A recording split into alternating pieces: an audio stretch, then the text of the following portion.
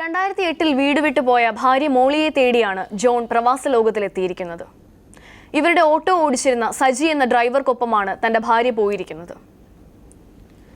മോളിയുടെ അഭാവത്തിൽ ചെയ്തു തീർക്കേണ്ട പല കാര്യങ്ങളും മുഴുമിപ്പിക്കാനാകാതെ വിഷമിക്കുകയാണ് ജോൺ.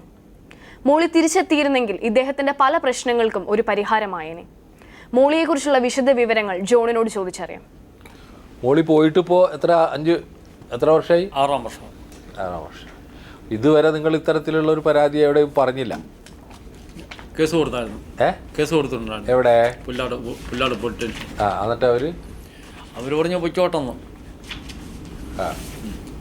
മറ്റൊരു പുരുഷനോടൊപ്പം പോയതായതുകൊണ്ട് പൊയ്ക്കോട്ടെന്ന് പറഞ്ഞു.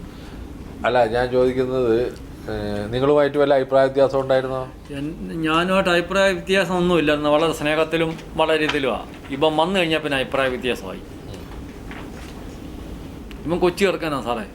10-28 വയസ്സേ ഉള്ളൂ. ഇവക്ക് 52-53 വയസ്സുണ്ട്. ഇവക്ക് ഒരു കാലത്ത് കളങ്ങിച്ച് എൻ്റെ കൂടെ വന്നാൽ അന്നൊരു ബുദ്ധിമുട്ടുണ്ടാകും. എൻ്റെ കുഞ്ഞുങ്ങളെ കളങ്ങിച്ച് പോയ പോക്കാം. സ്വന്തം കടയും എല്ലാം ഇവിടെ ആങ്ങളമാർ കൊണ്ടുവന്ന് എൻ്റെ ഒരു താമസിക്കാത്ത വീട്ടിൽ കൊണ്ട് താമസിപ്പിച്ച് ഇവൻ കൂടി ഒരു വർഷമായിട്ട് അങ്ങോട്ടും ഇങ്ങോട്ടും തല്ലി നടന്നുവെച്ച് സ്ഥലം പിടി ചെയ്തത്. ഭാര്യയുടെ വീട്ടുകാരും കൂടി അറിഞ്ഞോണ്ടാ ഇവൻ പോയത്. മക്കളുണ്ട് അവർക്ക്. എങ്ങനെ?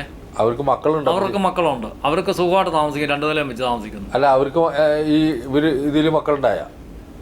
മക്കൾ ഒന്നും അറിയത്തില്ല. ഞാൻ ചോദിക്കുന്നത്, നിങ്ങളെ വിട്ടുപോയല്ലോ, നിങ്ങളെ വിട്ടുപോയിട്ട് അയാളുമായിട്ടുള്ള ബന്ധത്തിൽ മക്കളുണ്ടായോ? ഇല്ല. അപ്പൊ അവരെവിടെ താമസിക്കുന്നത്? ഇപ്പം മാർത്താണ്ഡത്തുണ്ട്. ഇപ്പൊ നിങ്ങൾ ഞങ്ങളുടെ മുന്നിൽ വന്നിട്ടുള്ളത് ഇവരെ കണ്ടുപിടിക്കേണ്ട പ്രശ്നമില്ല. കണ്ടുപിടിക്കണം സാറേ. അല്ല, കണ്ടുപിടിക്കാന്ന് പറഞ്ഞാൽ ഇവർ മാർത്താണ്ഡത്തുണ്ട്, നിങ്ങൾക്കറിയാം. അപ്പൊ നിങ്ങൾക്ക് പോയിട്ട് അവരിൽ നിന്ന് നിങ്ങൾ എന്താ ഉദ്ദേശിക്കുന്നത്? ഓൾറെഡി നിങ്ങൾ അവരെ സ്വീകരിക്കില്ലല്ലോ. ഇല്ല. അപ്പൊ ആ വിഷയമില്ല. അതായത് അവര് നിങ്ങളെ പിരിഞ്ഞു എന്നുള്ള കാര്യം നിങ്ങളും അവരും അംഗീകരിക്കുന്നു. കറക്റ്റ് അല്ലേ?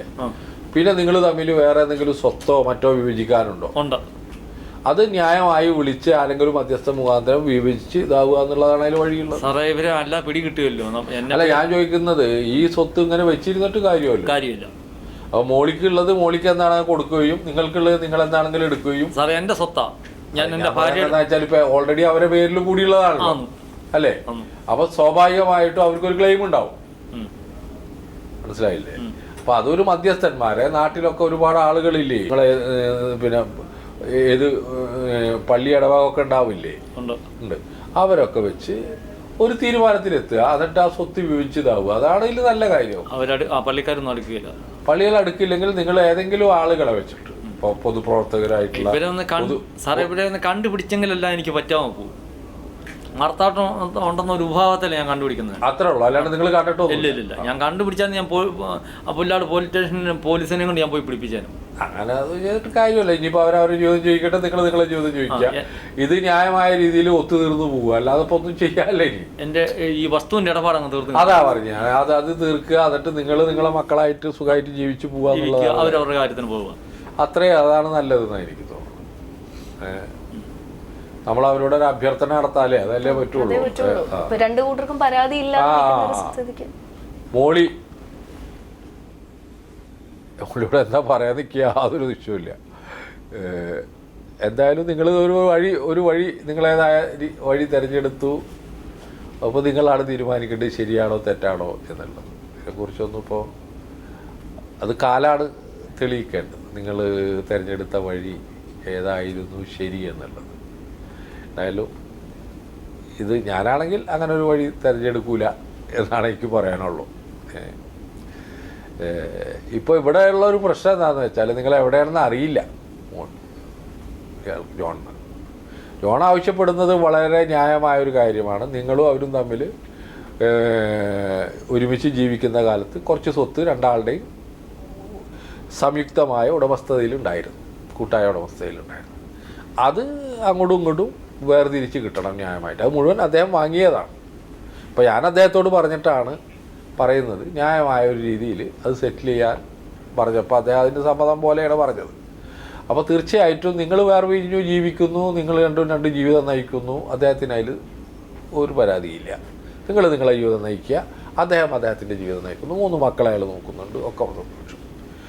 അപ്പോൾ നിങ്ങൾ ഈ ഒരു കാര്യം ചെയ്തു കൊടുക്കേണ്ടതുണ്ടെന്നാണ് എനിക്ക് തോന്നുന്നത്. മോളിൽ ഇതൊരു ന്യായമായ ആവശ്യമാണ്. അതായത് കൂട്ടായിട്ട് സ്വത്ത് കിടക്കുക, ഒന്നും ചെയ്യാൻ പറ്റാതിരിക്കുക, അദ്ദേഹത്തിന് പൈസയ്ക്ക് ആവശ്യമുണ്ട്, അയാൾ ചെറിയ ബിസിനസ് നടത്തുന്ന ആളാണ്, അയാൾ ന്യായമായി ജീവിച്ചു പോട്ടെപ്പാ, അയാൾ നമ്മളടുത്ത് വന്നുള്ള ഒരു ന്യായമായ സെറ്റിൽമെൻറ്റ്.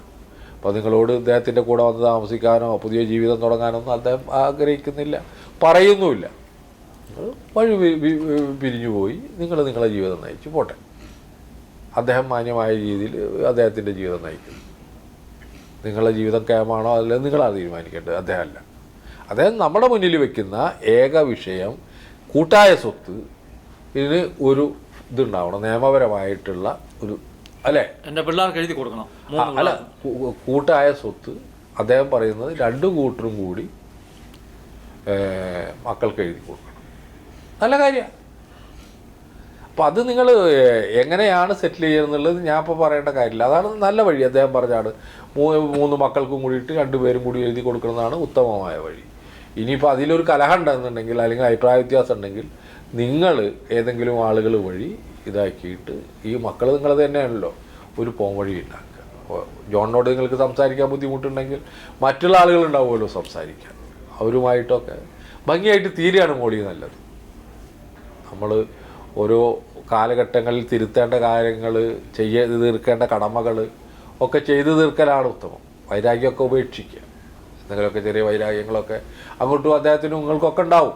കാരണം അത്തരത്തിലുള്ള ഒരു ജീവിത പാന്താവാണ് നിങ്ങൾ തിരഞ്ഞെടുത്തത് എന്നുള്ളത് കൊണ്ട് തന്നെ 2 കൂട്ടർക്കും എന്തോ പ്രശ്നമുണ്ട്, അതിൽ ആ സംശയമില്ല. അതിൽ ദുഃഖം ഉണ്ടാവും, ഇതുണ്ടാവും, ഒക്കെ ഉണ്ടാവും. പ്രത്യേകിച്ച് ജോണ് ഒറ്റയ്ക്കാണല്ലോ. അപ്പോൾ നിങ്ങൾക്ക് ഒരു കൂട്ടാളിയുണ്ട്, ജോണ് ആരുമില്ല.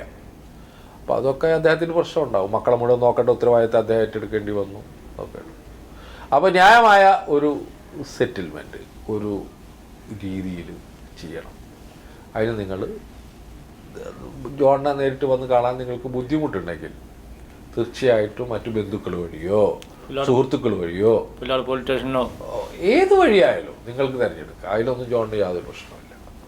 അതിനൊരു പരിഹാരം ഉണ്ടാവും. അതാണ് ആവശ്യം. അത് നിങ്ങൾ ചെയ്യണം എന്നാണ് എനിക്ക് അഭ്യർത്ഥിക്കാറുള്ളത്.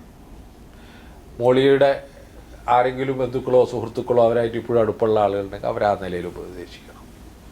ജോണിനും ആ നിലയിൽ ആരെങ്കിലും ഒക്കെ ഉണ്ടെങ്കിൽ അവരുമായിട്ട് ബന്ധപ്പെട്ടിട്ട് എവിടെയെങ്കിലും കണ്ടെത്തിയാൽ അതിനുള്ളത് വേണം കേട്ടോ.